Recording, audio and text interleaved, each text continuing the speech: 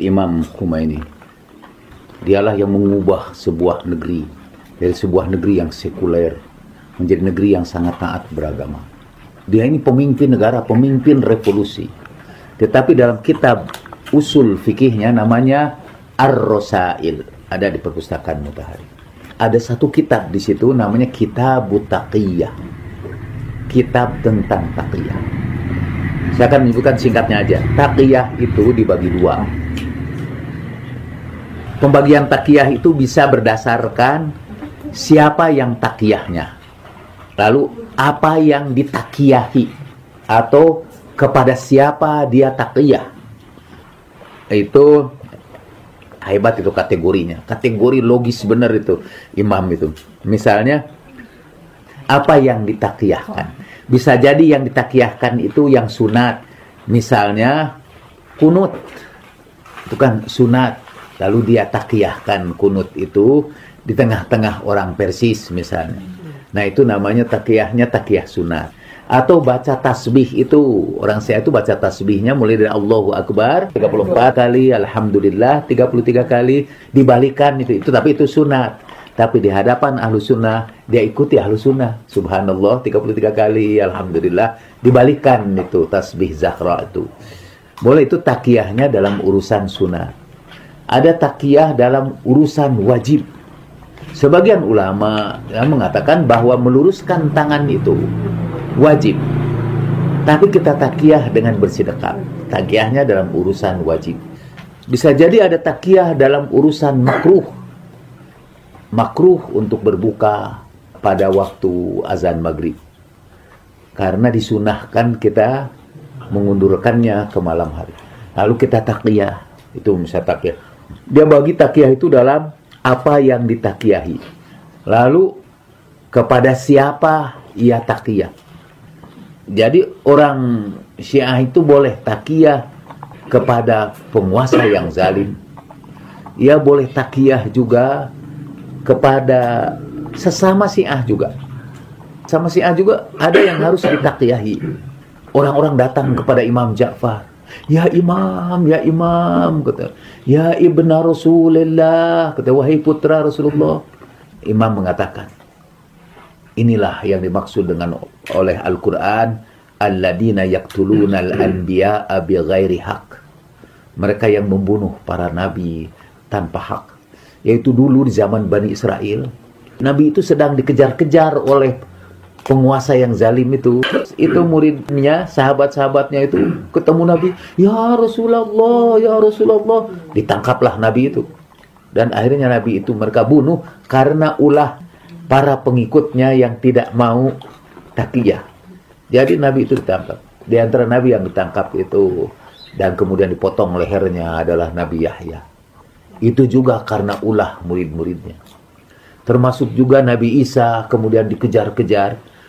Dan kalau menurut orang Islam dia tidak tertangkap, tapi menurut orang Nasrani dia ditangkap dan disalibkan. Itu juga karena seorang sahabatnya yang bernama Judas. Judas itu dalam bahasa Inggrisnya, dalam bahasa Indonesia Yudas. Yudas Iskariot, kata itu yang mengkhianati. Itu murid-muridnya juga yang tidak mau taqiyah. Itu kata Imam Ja'far. Sesama Syiah pun terhadap Imam Ja'far bahkan kita disuruh taqiyah. Kalau kira-kira ini maaf, ini orang Syiahnya kayaknya rada blon, tidak tahu strategi, tidak tahu taktik, inginnya menunjukkan saya ini yang paling Syiah. Cuma ada dua taqiyah. Karena apa orang itu taqiyah? Karenanya ini mah li ayyi sababin, ya, karena sebab apa? Menurut Imam Khomeini ada dua taqiyah. Satu takiyah al-khawf. Takiyah karena takut. Dan biasanya orang cuma ngerti di sini ini takiyah karena takut aja. Dan takut juga takut kita akan dianiaya, akan dikucilkan oleh masyarakat. Takutnya juga takut pribadi. Sehingga orang, saya ini berani, kenapa harus takut? Gitu. Itu yang tidak mau takiyah. Padahal takiyah takut itu bukan saja untuk melindungi diri kita, tapi lebih-lebih untuk melindungi lembaga-lembaga Ahlul Bait. Hauzah, kalau kata Imam. Hauzah Ahlul Bait ini harus dilindungi. Lembaga-lembaga pendidikan seperti Mutahari ini harus dilindungi. Dan kita punya kewajiban untuk taqiyah demi mempertahankan lembaga itu. Atau kalau saudara itu sudah jadi imam di masjid itu sebuah lembaga juga, kesempatan untuk mendakwahkan Ahlul Bait di masjid itu. Tanpa harus menyebut Ahlul Baitnya, tanpa menyebut Syiahnya misalnya. Nah, saudara punya posisi itu, jangan rusak itu. Bukan karena saudara nanti takut dianiaya. Enggak, orang Syiah merindukan syahid. Tetapi takut itu lembaga kita ini akan hancur karena perbuatan kita. Atau kesempatan dakwah kita ini akan terhenti karena dalam tanda petik keberanian kita.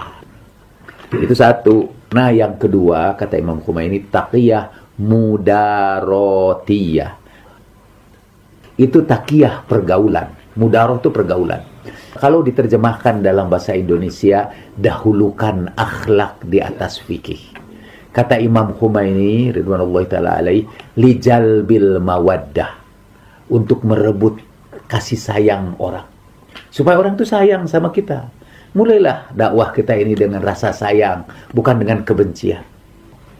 Nah, berdasarkan pertimbangan kita saja, kapan kita harus taqiyah, kapan tidak. Itu kita yang lebih tahu dengan situasi di daerah kita. Tapi kata Imam Ja'far salamullahi alaih, at-taqiyah dini wa dinu abai. Taqiyah itu agamaku dan agama ayah-ayahku, orang-orang tuaku. La dina liman la taqiyata lahu. Tidak ada agamanya orang yang tidak mau taqiyah. Itu dianggap tidak ada agamanya. Kenapa? Satu, taqiyah itu ukuran keikhlasan. Kadang-kadang kita ini kalau sudah tahu ini benar, maunya kan, wah, diceritakan sama setiap orang untuk menunjukkan bahwa kitalah yang paling benar. Dalam taqiyah itu ada kerendah hatian, ada humility itu ya. Jadi yang kedua, taqiyah itu adalah alat untuk melindungi endangered species ini. Jangan sampai makhluk suaka ini habis mengalami kepunahan.